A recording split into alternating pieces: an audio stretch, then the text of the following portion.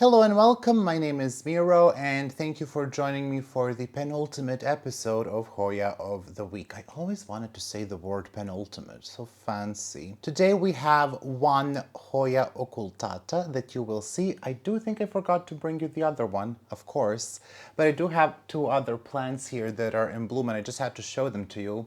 I took them out of their spot to take photos last night. I did not take photos, but hey, at least you can see them on video. They are absolutely giving their all. This is Hoya that is in bloom. Look how adorable that is. You have seen me retrellis this in the past. She did burn a bit in the window, but we shan't be focusing on the negative. And the other one that's giving its all is Hoya Patella Pink, which I do have an episode on. I mean, that's just... Hello, how dare you? This is just gorgeous. I have been thinking about restarting this one or doing something to it, but I don't think I should. She is a little bit messy here, and I think we did lose a couple of leaves due to underwatering, but it's fine. Maybe I will start a separate plant, as I've been saying for a while, but I really, really love this plant as is. Now, that is not the focus of the video. The focus of today's video is Hoya occultata. And I do need to get up and show you the other one as well, if I can locate it, because I don't actually remember putting her back in her spot. First, I will show you the one that is in bloom, and she is here. You also have seen me repot both of these. This is the yellow occultata blooming on two peduncles. There was one more blooming at the same time, but yesterday I took off some flowers and some of these are expiring, so we shall see. Hopefully I can get some good photos.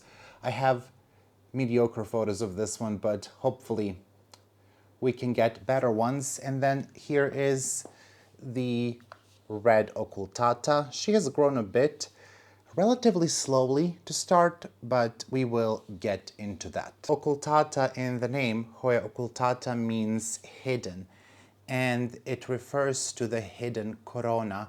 It is wrapped around by the corolla. It is a bit similar to Hoya irisaya, which I do have as well. Finally, it has started to grow. I told you in the past that plant is slow to start. So we are far away from blooming, but I will, of course, show you that one as well once it has bloomed. But that is how Hoya occultata got its name, so it means hidden. This plant was described by Sri Rahayu and Michele Roda in Annales Botanici Fernici in 2020 when we were all occultata. Get it? Hidden because of the virus. That's not a great joke, is it? Let's move on. This plant is known from only one location in nature, that is Arale in West Sulawesi in Indonesia. I don't know if I'm pronouncing Arale correctly, but that is the location from which we know this plant. And I'm super sad that I don't have photos of the red one. I did say in the past that I would like to take photos and compare them, but honestly, the red one, when it bloomed recently, it didn't turn fully red. I waited for several weeks because the blooms stay open for a long time, and it didn't turn red. It is 100% red, or what we consider a red clone of Hoya occultata, which does take some time to turn red, but I don't know, is it the temperature that makes it turn red quicker? I'm not really sure. But this one never fully turned red. It was more orangey, which is a little bit disappointing. I thought that this is something that happens with every blooming regularly, but perhaps not. I don't have enough experience with the red one to tell you if this is something that should happen regularly with every blooming, or if it's something that perhaps happens only when the temperatures are lower, because some Hoyas will turn a little bit redder when the temperatures are lower. For example, my Hoya frogfoot. In summer, when it's warmer, she remains yellow, and then when it's a little bit cooler in fall and in spring and in winter, if she blooms then, she will be red. But if you have Hoya occultata red, do let me know how she changes the color for you. It doesn't matter, disappointment aside, we will wait for the next flower, and maybe in one of the future videos we can talk about the flower color. But in any case, this one has slightly larger flowers, and the one that I have has slightly plainer leaves. You can see they are predominantly green. Shape of the leaves is also a little bit different. I got this plant from Camilla in Sweden in March of this year when I went to the Sweden for the first time, and it was a one-node two-leaf cutting, quite affordable, I would say, because this plant was very expensive.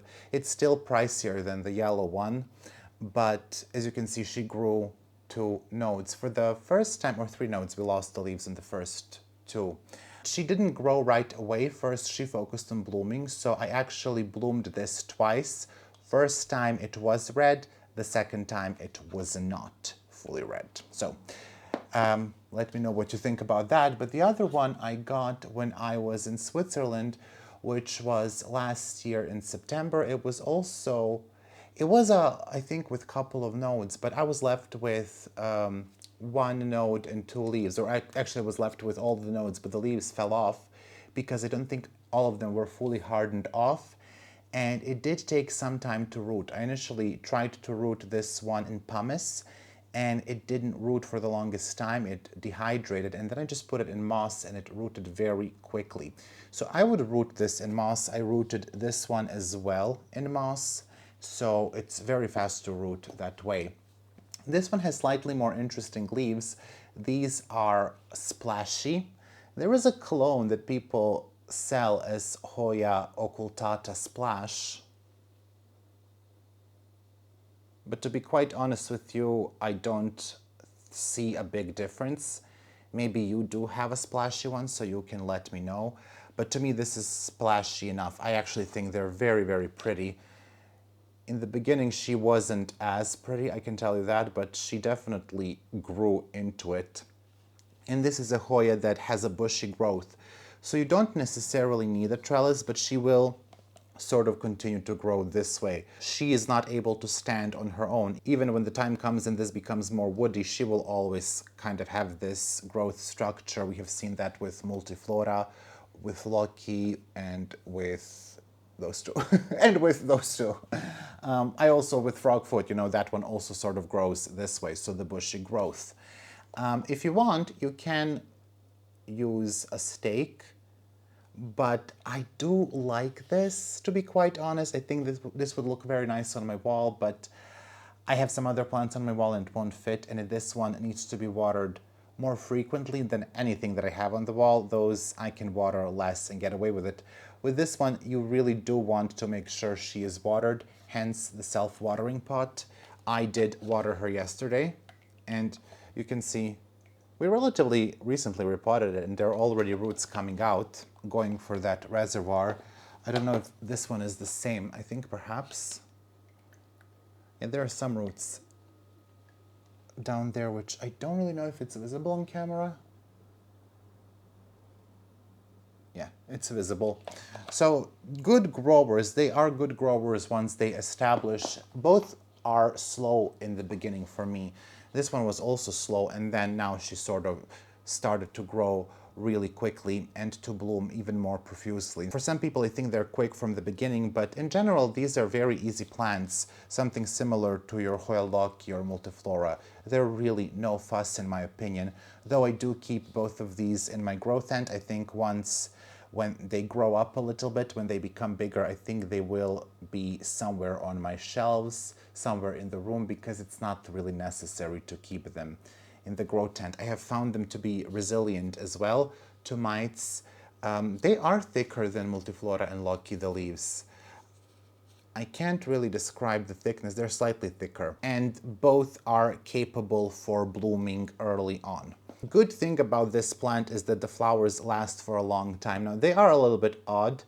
I honestly expected them to be a little bit different. Now I would say they look better. The first time they were a little bit awkward, maybe because it didn't root right away. They looked as, running men. They sort of looked like they're flailing their arms like that. So I thought that was a bit funny. And they were more reflexed. Now, as you can see, they're not really reflexed. They really look like I wanted them to look, which, to be quite frank with you, I didn't pay attention until now, but in the past, they were really reflexed, and I didn't love that. If you see that happen, don't give up on her right away. If you don't like it, if you do like it, great for you. I didn't love it. Give her several more times. I think maybe depending on how dry it is, on the conditions, that will influence how reflexed or not the flower is. This plant definitely needs to be watered regularly, similar like Hoya multiflora, though those do become very resilient to underwatering once they have grown up.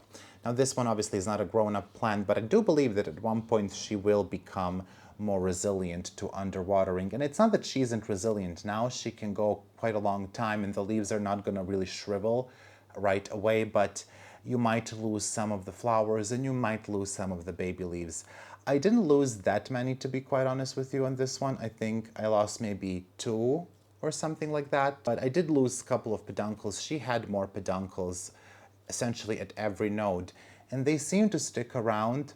I don't know if this is the case for all of you. I don't think I've been growing this long enough, or maybe I haven't been observant enough to tell you that peduncles will stick around for a long time. On some Hoyas they won't. On some Hoyas the peduncles will bloom only once, and that is all that you get. These are capable of blooming more than one time, but I also don't see them making long spurs. So I think this is maybe, let me see.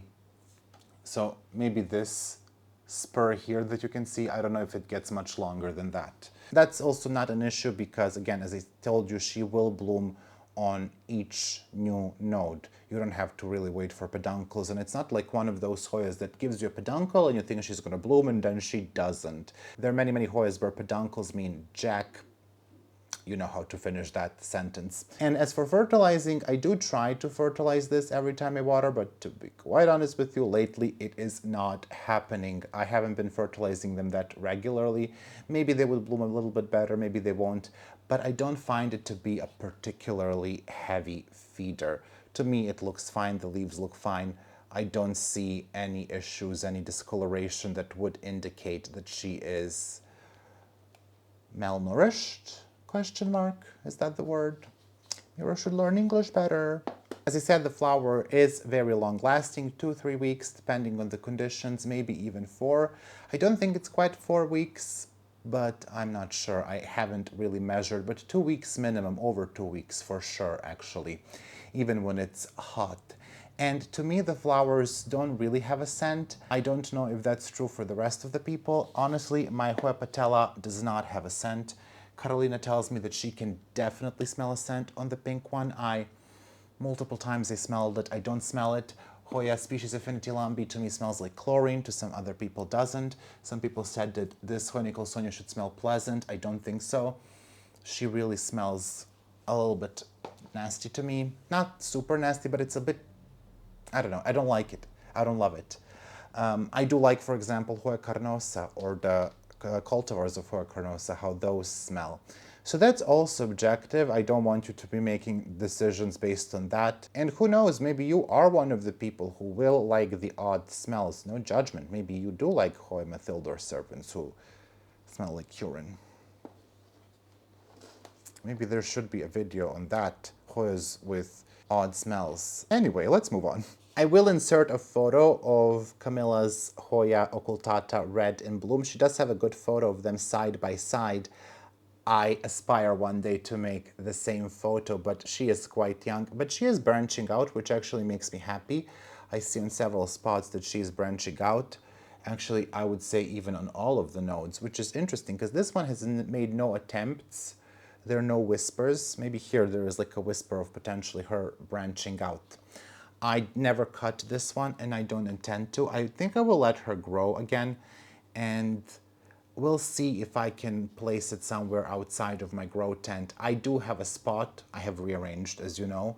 I do have a spot where I would like to see her grow. I really, really like these Hoyas. In the past, I didn't love them so much, but I honestly love to see them on the shelves, on the floors, sort of cascading like that. I think there is a certain beauty to it. There is a beauty to seeing, obviously, a nicely trellised Hoya, but it's a harder look to achieve for some. By some, I mean myself. This, will gracefully cascade on its own. It does get annoying at one point. Hoya, I had to absolutely stake that one because she is a giant beast. And some people have said they want a new video on Hoya, which I will try to do. But yeah, I don't think this one is going to get out of control like that one, because my Hoya has definitely gotten out of control. And some of my multifloras too, actually. Oh, look at that. We lost a flower. That one has found its way. Thank you for your service. Would you just focus? Thanks. See, he is kind of like a man running away from something, as men usually do.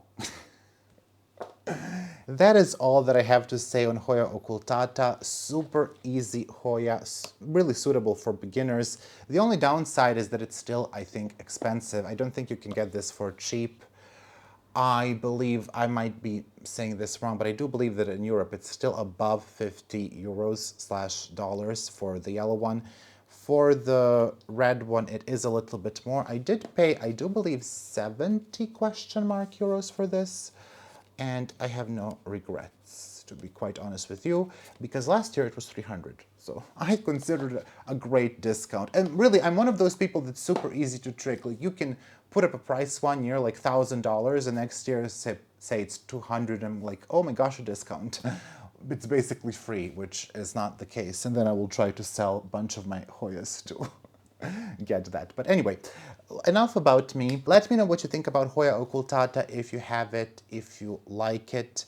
I don't think you will regret it. It's not going to be maybe the highlight of your collection. It's not going to be like having a gorgeous Hoya undulata or some others, but it is a nice addition. And I do like to add these Hoyas to my collection that bloom all the time. I don't think that I would ever want to be without my Hoya or multifloras. And I do hope that Irisaya, I should actually show you my Irisaya. I do hope that my Irisaya shows the same tendency. Oh my gosh, not only one growth point, but two? Girl, are you cuckoo? She really had me worried. I'm not gonna lie to you. She absolutely had me worried. She didn't want to start to grow, and one of the leaves was a bit yellowish, and then it fell off, and this other one is discolored as well. This is a Philippine species, I believe, but you can see two growth points that came from down below. I was expecting them to come here, but anyway, I am really looking forward to seeing her establish and flower, and then I will definitely bring you that in a video. All right, it really is time to zip it and move on. I do have plant chores to do. The last episode of Hoya of the Week may not come next Wednesday. We will see. It depends on what I think is a very special Hoya blooming. She has peduncle. She has buds that are growing. If she blooms by then and I can take nice photos, I will absolutely tell you all about it. But there might be a bit of a wait for that episode, but I don't think you will be disappointed if you have to wait a little bit longer, and I don't think that anyone has made a video on it either. So that's nice. I think you will enjoy it, and I haven't mentioned it many times in my videos, but the Hoya that we are going to finish with is something that I have had for years, and it took, I think, 3 years to bloom. But anyway, that aside, also to those who love Hoya of the Week, do not worry, do not despair. There will be Hoya highlights, but I think they're going to be more mindful and a little bit, not week after week. I fully intend to make Hoya highlights. Maybe we will have blooms of the month, maybe not. I will definitely sprinkle this information in the videos that I make anyways. Maybe there will be a longer Hoya spotlight. If I find there's something interesting to tell, maybe some comparisons, we shall see. There are many things we can do. This microphone is pulling my shirt down. This is from Youth. I told you in my vlog. I love it because it has a Bigfoot, an alien, and a bear, I guess. National Park, and it says National Park After Dark. Hold on, I'm gonna show it to you. Anyway, have a wonderful day. I will see you on Sunday in a very relaxing video that I'm looking forward to making. It's not made yet, so we gotta do that. And next week we shall see if there's going to be the last episode of Hoya of the week, or we're going to start a new thing where we're going to do a bunch of Hoya chores. The sigh there, the fear in my inhale, palpable. It's time to take care of things here. It's time to get it in order. See you soon and goodbye. I would like to take some time to thank all of my patrons for their incredible support. A massive shout out to my $5 patrons. My 2 anonymous patrons, Anna K, Alex von Siebenthal, Amber Clear, and Margaret Mudd, Angela Bernard, Angela Parrish, and C. Aspen Drake, Betsy, Brett Noble, Karen, Candy Tap, Catherine Molina, Christine Claire Cola, Connie Pagano, Daniela Danube Daniels, Daria Kaminska, Deborah Violet, Deli Heridia, Diane Sikorsky, Dipanjali Rao, Either W, Erin Keenan, Eleni Saxon, Ellen M. Mortal, Farah, Gathering Moss, Gina Geisig, Go Green Tropical, Gross It's Kyle, Heather Uppingham, Hoji Scott, Hoya Heather, Yana Griffin, Jessica Chio, Jonas Barry, Hjorth Larson, Jovan Denot,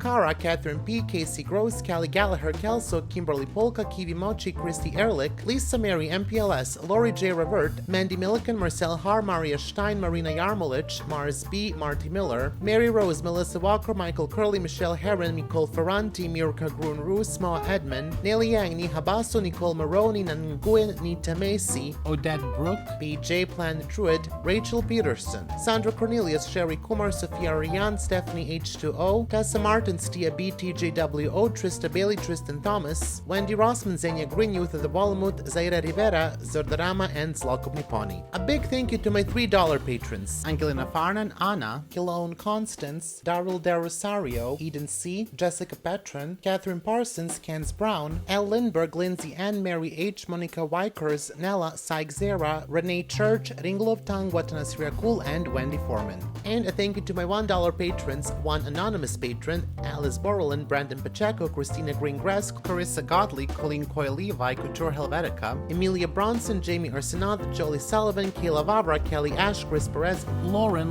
M, Lorianne Subramaniam, Luzman Fernandez, Neely Spicer, Nerdy Kathy, Olivia Chin Mueller, Rebecca C, Sarah, and Tracy the Eyebuller.